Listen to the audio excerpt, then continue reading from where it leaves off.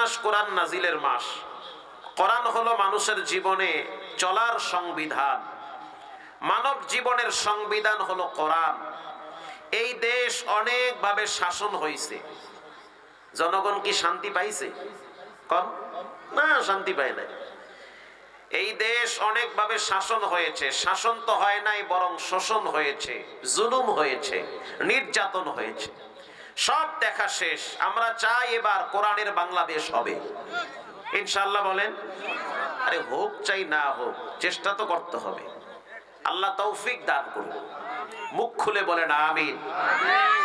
কোরআনের একটা আইন যদি সংসদে পাশ থাকে, কোনো আইন দরকার নাই, শুধু একটা আইন, আস-সারিকু ওয়াস-সারিকা, চুরি যেই করুক, চাই নারী হোক চাই পুরুষ হোক, চুরি করলে হাত কাটা যাবে। এই আইন যদি সংসদে পাশ হয়, মহল্লায় মহল্লায় থানায় থানায় যদি বিভিন্ন জায়গায় যদি এই আইন প্রকৃতপক্ষে বাস্তবায়ন হয়, বিশ্বাস করেন এই দেশের কোটিপতিওয়ালারা, ব্যবসায়ীরা দোকান খুলে দরজা খুলে ঘুমিয়ে থাকবে। কারো মায়ের সন্তানের সাহস নাই তার দোকানে হাত দেওয়া। হাত দিলেই তো হাত কাটা যাবে। 2-4-5টা চোরের যদি হাত কাটা যায়, এটা যদি টিভিতে প্রচার করা হয়, পত্রিকায় আসে, অনলাইনে প্রচার হয় যে চুরি করলেই হাত নাই, রাস্তায় চোর যখন হাঁটবে মানুষ দেখবে কেউ হাত নাই, কে কয় চুরি করছে হাত কাটছে। এরকম 2-4-10টা চোরের যদি হাত কাটা যায়, এই দেশের কোনো টাকা কোনো দুর্নীতিবাজ বাহিরে পাচার করতে পারবে না। এজন্য দরকার কোরআনের শাসন ব্যবস্থা। কোরআনের শাসন ব্যবস্থা যদি হয়, হিন্দুরাও নিরাপদে বাস করবে। তারা তাদের মন্দিরে থাকবে, কারো সাহস থাকবে না তাদের মন্দিরে ঢিলা মারার। তাদের মন্দির পাহারা দেবে মুসলমানরা। ঠিক না ঠিক?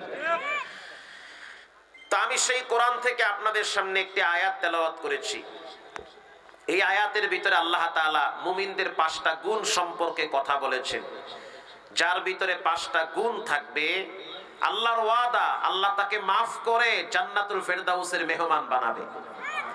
বলেন কয়টা গুণ? 5টা গুণ।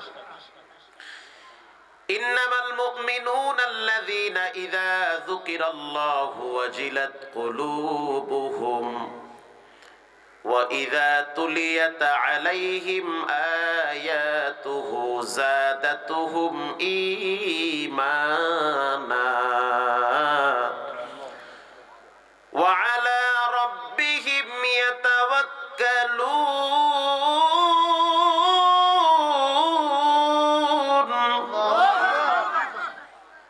মুমিনদের সামনে যখন আল্লাহর কথা বলা হয়, তখন মুমিনদের কলিজাটা বিগলিত হয়। মুমিনদের কলিজার ভিতরে একজনের ভয় চলে আসে, তিনি হলেন কে? আল্লাহর ভয়। আল্লাহর কথার প্রতি সম্মান প্রদর্শন করা। আজান হয়ে গেছে, চুপচাপ থাকবা না, দৌড় মারবা মসজিদের দিকে, আল্লাহর ডাকে সাড়া দেওয়া। নেতায় ডাক দিলে তো জোতা থইয়া দৌড় মারেন। নেত্রী যদি ডাকে, ঘর থেকে দামি পোশাকটা পরে তার সাথে গিয়ে সাক্ষাৎ দেন। অথচ আল্লাহ আপনাকে প্রতিদিন 5 বার তার ঘরে ডাকে, কেন যান না? আল্লাহর কথার প্রতি আপনার সম্মান নাই, আল্লাহর কথার প্রতি আপনার ইজ্জত নাই, আল্লাহর কথার প্রতি আপনার শ্রদ্ধা নাই। আল্লাহর ডাকে সাড়া দেওয়া, এটা হলো মুমিনের আলামত। ইন্নামাল মুমিনুনা আল্লাযীনা ইযা যুকিরাল্লাহ।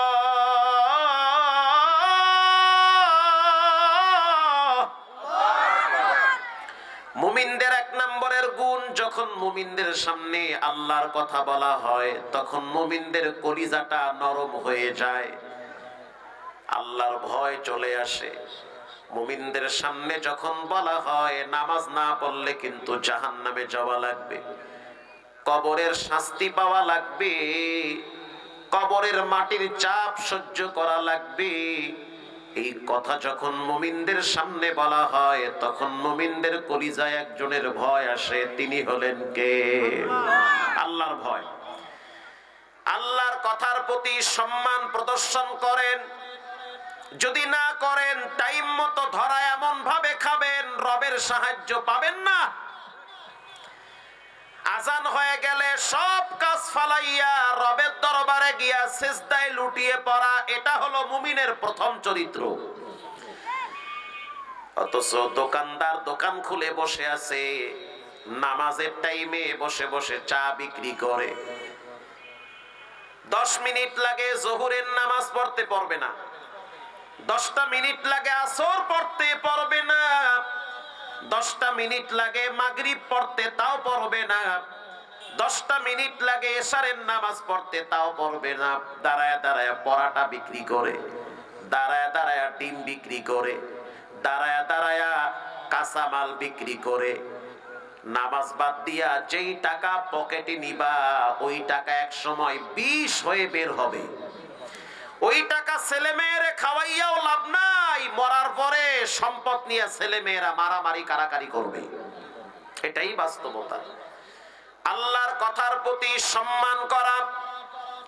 24 ঘন্টা আপনি আপনাকে দিছেন, ছেলেকে দেন, মেয়েকে দেন, স্ত্রীকে দেন, মাত্র 1.5 ঘন্টা 5 ওয়াক্ত নামাজে আল্লাহকে দেওয়া লাগবে।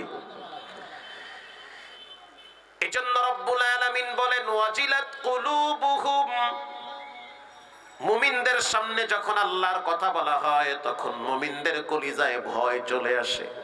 বলেন কার ভয়? আগের যুগে তো বাচ্চাদের ভিতরে আল্লাহর ভয় ছিল।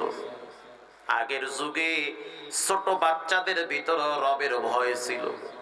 আর এখন এমন একটা যুগ পার করতেছি, 70 বছরের বুড়া হেরাও দেখি নামাজ বাদ দিয়া রাস্তায় রাস্তায় বিড়ি খায়। কথা কন না কা? 70 বছর বয়স, কবরে গেছে গা 4 ভাগের 5 ভাগ, কোন মতে রুহুটা বাজ্যা রয়েছে কলজার লাগে। এরপরও দেখি বিড়িটা ঠিকই পিক আপ মারে। মসজিদে আজান হয়েছে, নামাজ চলতেছে, সব ফালায় আজান মসজিদে না, ওদিকে যাইবে না। আর এমন একটা সময় অতিবাহিত হয়েছিল যখন বাচ্চারাও তো আল্লাহরে ডরাইতো। তানবীহুল গাফিলিনে আসছে, বাপ আর সন্তান দুইজনে একটা বাগানের পাশ দিয়ে হাঁটতেছে। যেই বাগানটা ছিল দামেস্কে, চমৎকার একটা বাগান, আঙ্গুর ফলের বাগান। বাবা যখন আঙ্গুর ফলের বাগানের পাশ দিয়ে যাচ্ছে, সন্তানকে ডেকে বলল, সন্তান তুমি একটু এখানে দাঁড়াও, আমি একটু বাগানের ভিতরে ঢুকলাম। বাগানের ভিতরে ঢুইকা কিছু আঙ্গুর পেড়ে নিয়ে আসবো। আপনাদের কাছ থেকে জানতে চাই, মালিকের অনুমতি ছাড়া গাছের ফল পাড়া যাবে? যাবে না। প্রিয় ভাইরা আমার, সন্তান যখন দাঁড়িয়ে আছে 3 রাস্তার মোড়ে, আর বাবায় কেবলমাত্র আঙ্গুর ফলের বাগানে প্রবেশ করেছে। সন্তানকে সতর্ক করে গেছে, কেউ যদি আমারে দেখে সতর্ক করবা, সংকেত দিবা। সন্তান লম্বা সময় দাঁড়ায় দেখলো কেউ নাই, কাউরে তো দেখা যায় না। বাবায় কেবলমাত্র আঙ্গুর ফলের থোকা ধইরা টান মারছে। সন্তান চিৎকার মেরে বলল, ইয়া আবি আহাদু ইয়ারানা, ও বাবা একজন তোমার দিকে তাকায় আছে। এটা বলার সাথে সাথে বাবায় করছে কি, জুতা মতো হালায় মারছে দৌড়। কারণ বাপ মনে করছে বাগানের মালিক বুঝি আসছে, ধরা আমি খায়া গেছি। এবার সন্তানের কাছে বাবা আয়েশা বলতে আছে, সন্তান তুমি না বললা কে যেন আমারে দেখে, আমি তো দেখতেছি কাউরে দেখা যায় না। সন্তান বলে, বাবা মানুষ তো দেখে না, মানুষের আল্লাহ তাকায় আছে। সুবহানাল্লাহ বলেন। এতটুকুন বাচ্চার ভিতরেও আল্লাহর ভয় ছিল, এতটুকুন বাচ্চার ভিতরেও ভদ্রতা ছিল, সভ্যতা ছিল। আর এখন প্রাপ্তবয়স্ক হওয়ার পরেও মানুষের আদব কায়দা ভদ্রতা দিন দিন সমাজ থেকে বিদায় নিতেছে। ওদিন দেখলাম ছেলে বাবার কাছে নেশার টাকা চায়, বাবায় বলতে আছে নেশার টাকা দিব না। একটু পরে ছেলে আইসা আবার বলতে আছে বাবা, বাবাই বলতে আছে জি, বলে আমি বাবা খাবো, টাকা দাও। বাবারে কইতে আছে বাবা খাবো, টেহা দাও। এই হলো আমাদের সমাজ। নেশার টাকার জন্য ছেলে বাবার গলায় ছুরি ধরে, এমন ঘটনা শুনেন নাই? অভাব নাই।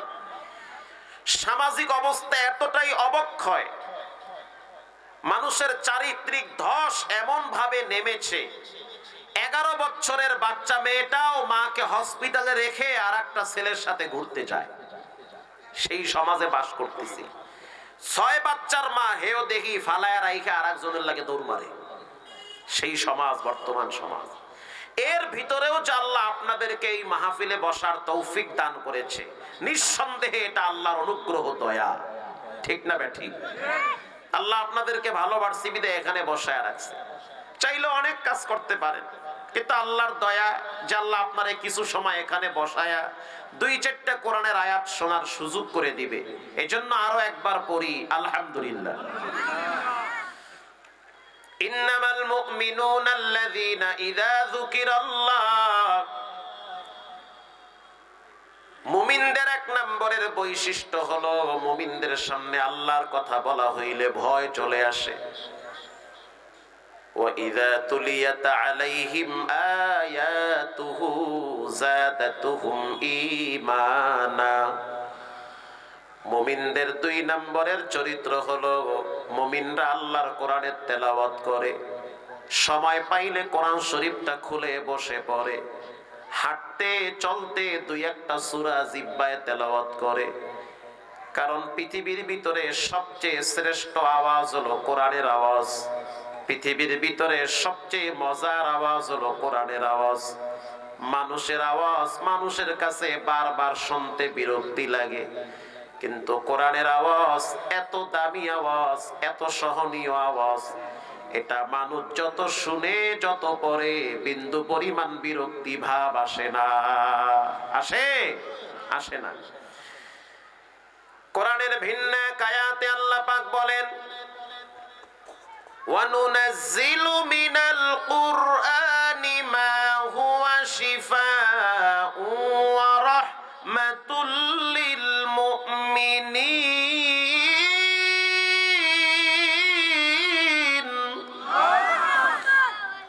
কোরআন হলো মুমিনদের জন্য ঔষধ। কোরআন হলো মুমিনদের জন্য ঔষধ। কোরআনের কারণে মানুষ একটা জায়গায় শৃঙ্খলাবদ্ধ হয়ে বসে যায়। এমনও মাহফিল আপনারা দেখছেন হাজার হাজার লক্ষ লক্ষ মানুষ হয়, কোরআন দ্বারা সেই পরিবেশটাকে সুন্দর রাখা সম্ভব হয়।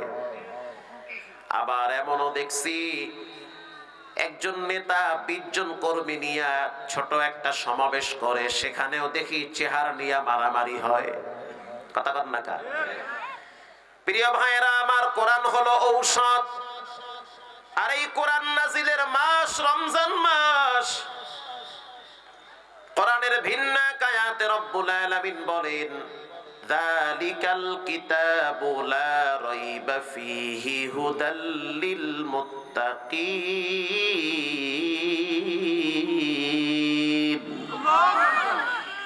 যালিকাল কিতাবু লা রাইবা ফীহি হুদাল লিল মুত্তাকিন।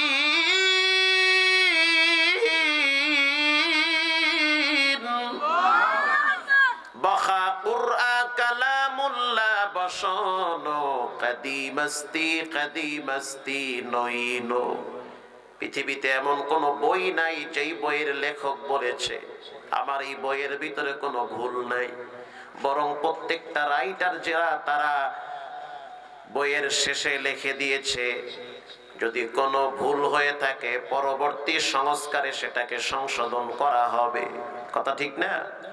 কিন্তু আল্লাহ কোরআনে বলেন, এমন একটা কিতাব তোমাদের সামনে পাঠাইলাম, এমন একটা কিতাব তোমাদের সামনে পেশ করলাম, লা রাইবা ফীহি, ভুল তো নাই, ভুলের কোনো অবকাশ নাই, বিন্দু থেকে বিন্দু পরিমাণ কোনো ভুল নাই, নির্ভুল একটা কিতাব, আসমানি কিতাব, শ্রেষ্ঠ কিতাব। বলেন সেই কিতাবটার নাম কি? কোরআন মোতাবেক নিজে চলেন, বাচ্চাদেরকে চালান, স্ত্রীকে চালান, কারণ কোরআন ছাড়া মরার পরে কোনো গতি নাই। দুনিয়ায় চলতে গেলেও কোরআন লাগে। কোরআন ছাড়া ব্যক্তি জীবন, পারিবারিক জীবনে কারো শান্তি আসে না। আসে না। এত টাকা পয়সা কামাই করেন, ছেলেটা যদি কোরআন শিখতে না জানে তো কি করলেন জীবনে? মেয়েটা যদি কোরআন না পারে তো জীবনে করলেনটা কি? আপনার পকেটের টাকায় স্ত্রী চলে, আপনার টাকায় সে খায়। সে যদি কোরআনই না জানে তো জানছে কি জীবনে? এজন্য রব্বুল আলামিন বলেন মুমিনদের 2 নম্বরের গুণ, ওয়া ইযা তুলিয়াত আলাইহিম আয়াতুহু যাদাতুহুম ঈমানা। মুমিনদের 2 নম্বরের গুণ হলো মুমিনরা কোরআন তেলাওয়াত করে। প্রতিদিন 5টা মিনিট সময় বের করে কোরআনের দিকে তাকায়া 2-4টা